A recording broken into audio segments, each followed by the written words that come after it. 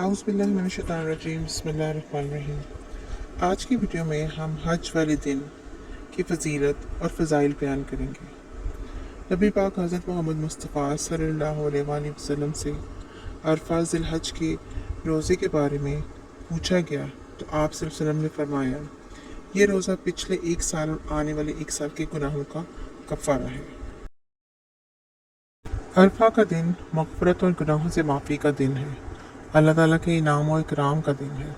मैदान अरफ़ात में हाज़रीन नदामत के आंसू बहाते हुए, कांपते हाथों और लरसते होंठों से खुदाए बुज़ुर्ग को बरतर से मग़फ़िरत तलब करते हैं। इस मैदान में सिर्फ़ एक ही लगन है, एक ही जज्बा है, एक ही बलबला है, और वो ये है कि सिर्फ़ और सिर्फ तकमील हज। अशरा ज़िलहज्जा के रोज़े मुस्तहब हैं, ख़ुसूसन 9 ज़िलहज्जा यानी अरफ़ा के रोज़े की बहुत फजीलत है।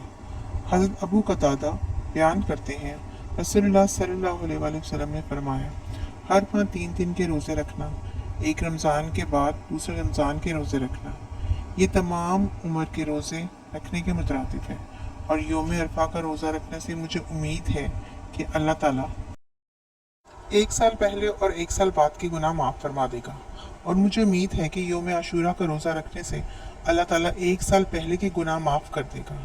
सही मुस्लिम। उम्मुल मोमिनीन हज़रत आयशा बयान करती हैं, बेशक रसूलुल्लाह सल्लल्लाहु अलैहि वसल्लम अरफ़ा के रोज़े को 1000 दिन के बराबर शुमार फरमाते थे। रसूलुल्लाह सल्लल्लाहु अलैहि वसल्लम ने फरमाया, अल्लाह ताला योम अरफ़ा से ज़्यादा किसी दिन बंदों को दोज़ख से आज़ाद नहीं करता।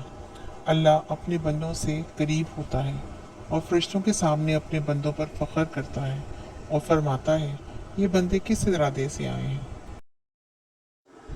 अरफ़ा के दिन हमें मुसलसल ये तकबीरात दोहरानी चाहिए, अल्लाहु अकबर, ला इलाहा इल्लल्लाह, वल्लाहु अकबर, वलिल्लाहिल हम्द। अल्लाह सबसे बड़ा है, अल्लाह सबसे बड़ा है, अल्लाह के सिवा कोई माबूद नहीं, अल्लाह सबसे बड़ा है, अल्लाह सबसे बड़ा है, अल्लाह ही के लिए सब तारीफ़ें हैं।